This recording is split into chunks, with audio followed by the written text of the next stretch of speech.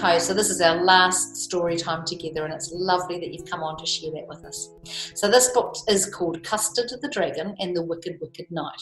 And we've already heard about Custard the Dragon, and we know that Custard's not known to be terribly brave. Can you remember what he always used to cry for? He wanted to have his, can you remember? Custard would cry for a nice, safe cage, didn't he, in his last one? Custard the Dragon and the Wicked, Wicked Knight. All right, let's have a look. Guess what happened in the little white house where Belinda lived with the little grey mouse, and a kitten and a puppy and a little red wagon and a really-o, truly-o little pet dragon. I don't think he's little, is he? He's quite big. He's quite big, but that's okay. He's beautiful. This dragon was a shy one, forever getting flustered. So they said he was a coward, and they called him Custard. He'd eaten up a pirate once, but then he went back to being a coward again. Can you remember when he ate the pirate? And a quick little gulp. Custard the dragon felt comfortable and cosy. His breath wasn't fiery, just flickery and rosy. And he lay with his head on his iron dragon toes, dreaming dragon dreams in a happy dragon doze. That poor old couch isn't doing very well, is it? No. Belinda sang as she went about her housework. Blink the mouse was busy with her mousework.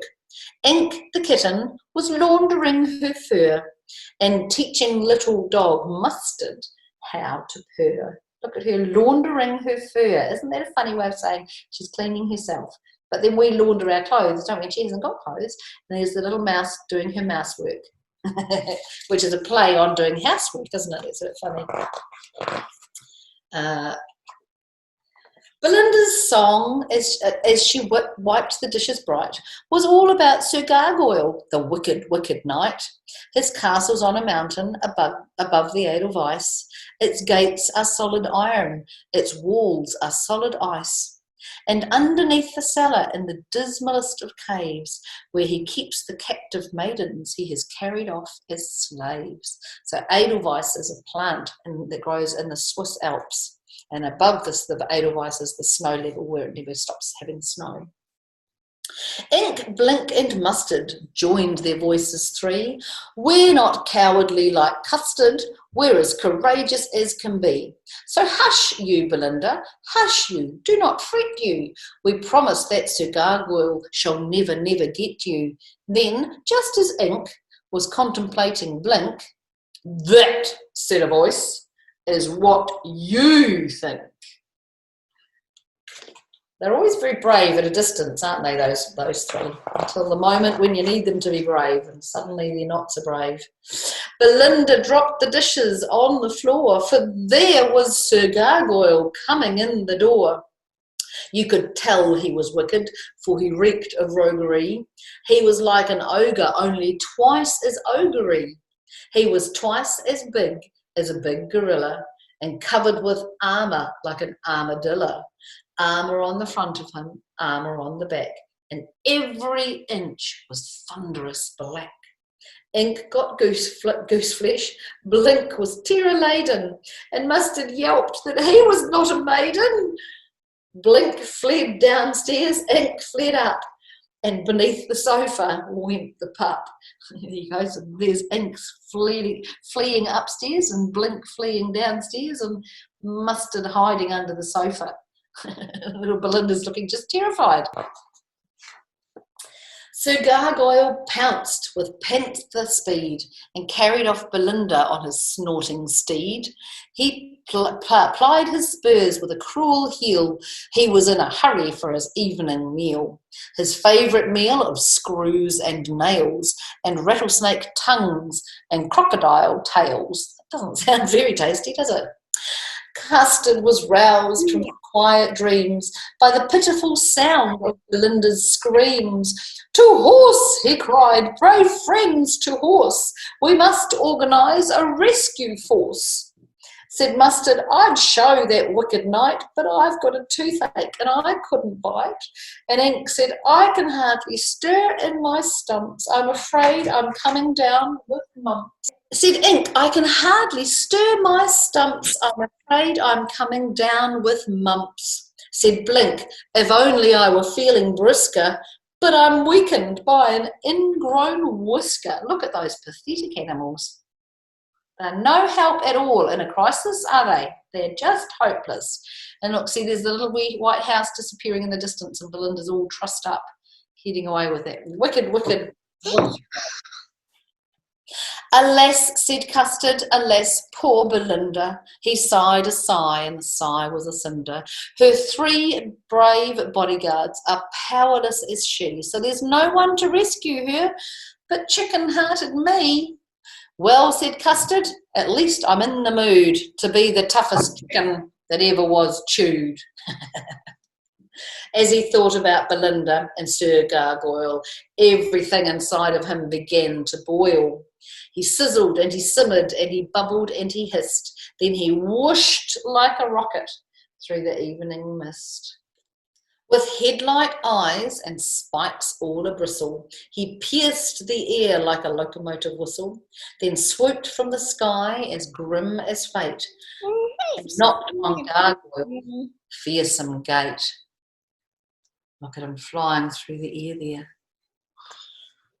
Sir Gargoyle rose at Custard's hail. He was chewing on a screw and swallowing a nail. He called, you can hammer all night and day, but you might as well take yourself away. My gates are iron and my walls are ice, and I've woven a spell around them thrice. And if by chance you should break in, I'll lay you open from tail to chin. That doesn't look very friendly, does it? He thought to frighten the dragon to death, but Custard blew a blowtorch breath. And what's going to happen when you've got a castle made of ice and you're breathing fire? What's going to happen to the ice? What do you reckon? Oh, the McCullough family's turned up upside down again. So Custard blew a blowtorch breath. He was a small volcano with the whooping cough, and like molten lava, the gates flowed off.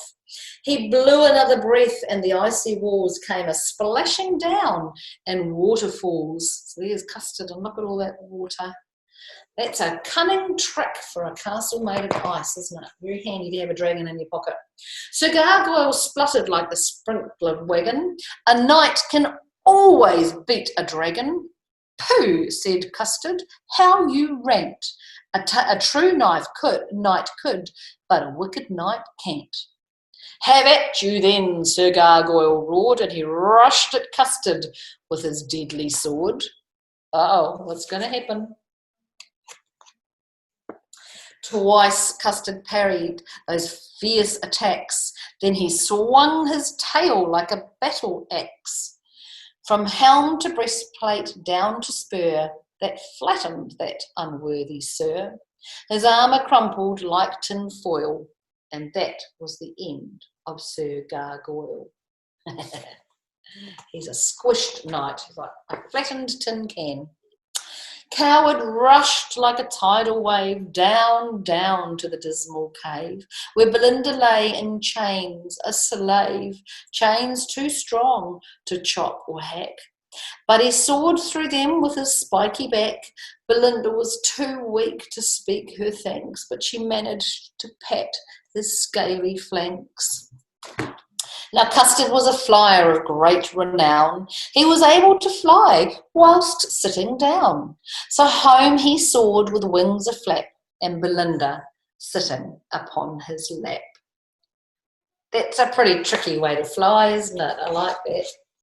Right, what are our friends going to say about him back at home? Oopsie, sorry, here we go. Let's find out. Ink, Blink and Mustard were in a happy tizzy. They danced around Belinda till they made her dizzy. Then they looked at Custard and they gave a shout. There's a rabbit in the kitchen and he won't get out. He's eaten all the carrots and he started on the peas. You're just in time to eject him, please. Custard said, you know my habits. I've always been afraid of rabbits. So if this fierce fellow won't depart in peace, eject him yourself or call the police. Oh, jeered Ink and Blink and Mustard. What a cowardly Custard. I agree, said Custard, and I add to that, craven, poltroon, and fraidy cat. I've learned what a nuisance bravery can be, so coward's life is the life for me. Look at that fierce-looking rabbit. It's a bit silly for a dragon to be scared of a rabbit, isn't it? It's a bit like George and the dragon, because that dragon was scared of George, who was a mouse, wasn't he? Belinda kissed him and said, don't fret. A cowardly dragon makes the nicest pet. Isn't that lovely? Do you know, I went looking in the library for some books yesterday to see if I could find some more Pigeon books. And you know, George and the Dragon that we read the other day, there's another book in our school library that talks about George the Dragon and the Princess. So if you want to read another story about George the Dragon and the Princess, that's in our school library. In fact, and there's lots of books about Harry and the Bucket of Dinosaurs. There's a whole heap of books in there on that. So there's lots of the stories that we've read. You can read other stories from the same line. Now, this one's a little bit unusual. This one's called Tuesday. And I know it's Friday, but that goes with your wacky hairdo today, doesn't it? With the day. So it's a book called Tuesday. And there's not many words. But if you have a good look at the picture here, you can see some things that look a bit odd in the front cover. Can you see some things that are odd? I've got my fingers just resting on one that's a bit odd. And here's another thing that's a bit odd. And there's another thing that's a bit odd up in the sky. So let's find out. This is one of my favourite books. I used to read this every year when I taught my year 7 and 8 children. So this is a bit of an introduction to what our story's about. So yeah, I'm going to show you a bit like a movie. So there's some frogs sitting on their lily pads on the pond. Uh-oh. Uh-oh. That's a bit bonkers. All right, so this doesn't have many words, the story. You have to kind of watch the pictures and figure it out for yourself. Tuesday evening around 8. So there's the first picture. Everything's normal.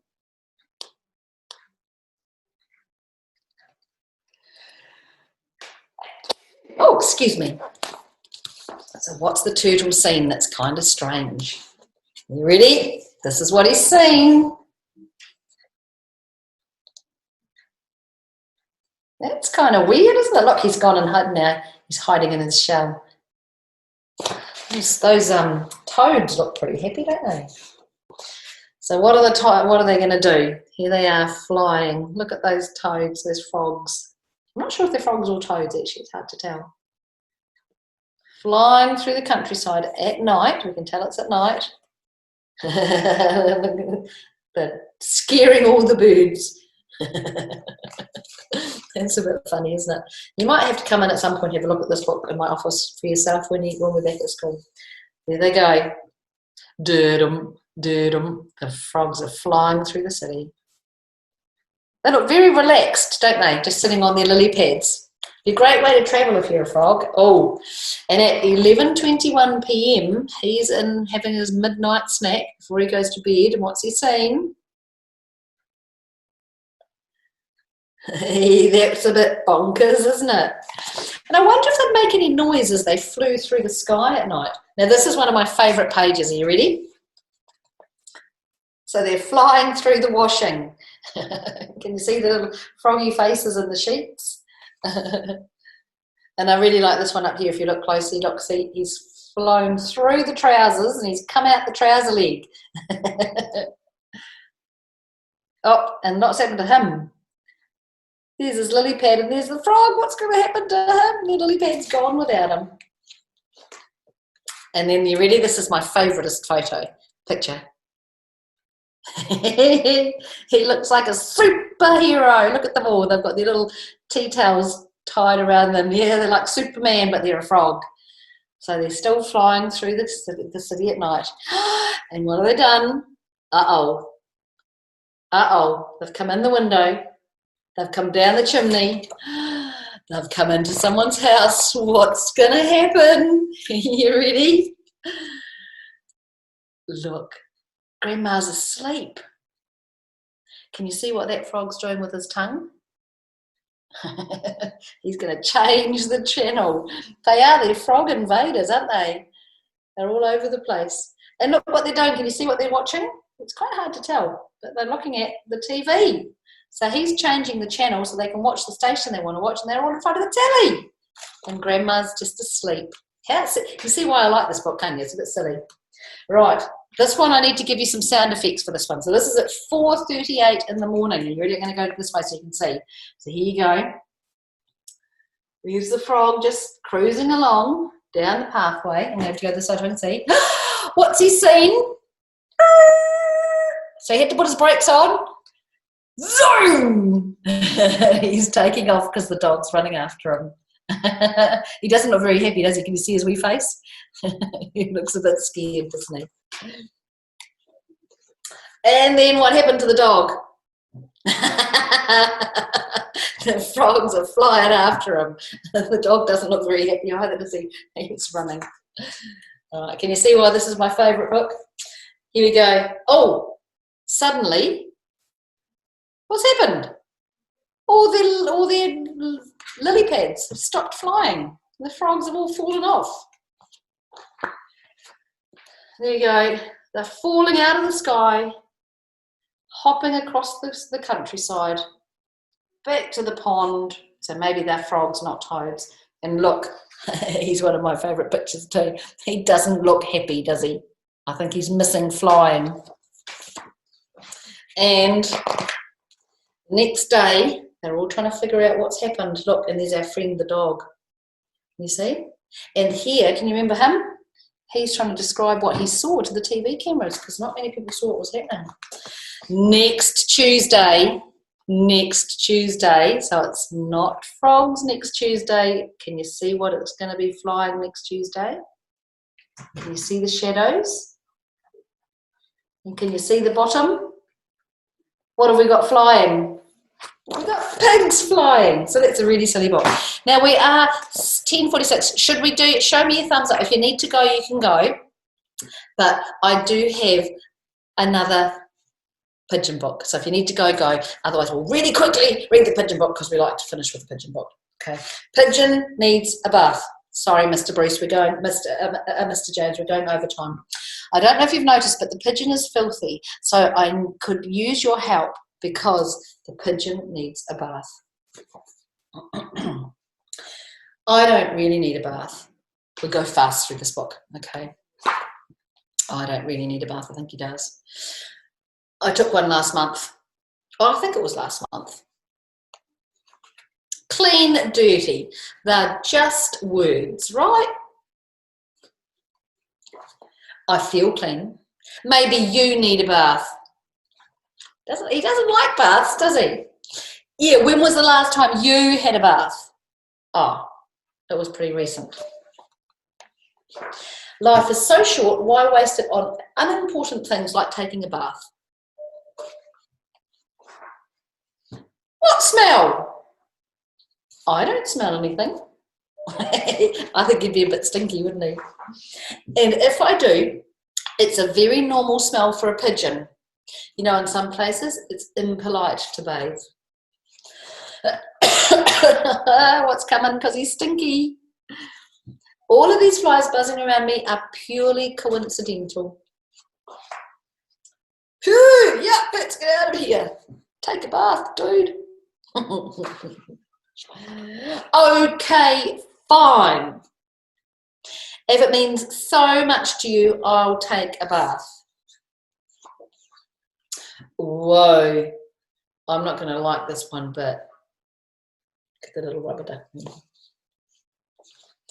Oh, we're not going to go through all of those, but you can read some of those as we go through. I'll show you the page. All the reasons he doesn't want to have a bath. It's too hot, it's too cold, it's too deep, it's too small, it's too big. Splash! Hey, this is fun. Here we read. Having a great time in the bath. Great fun. 10 hours later. 10 hours later, can I stay in the bath forever?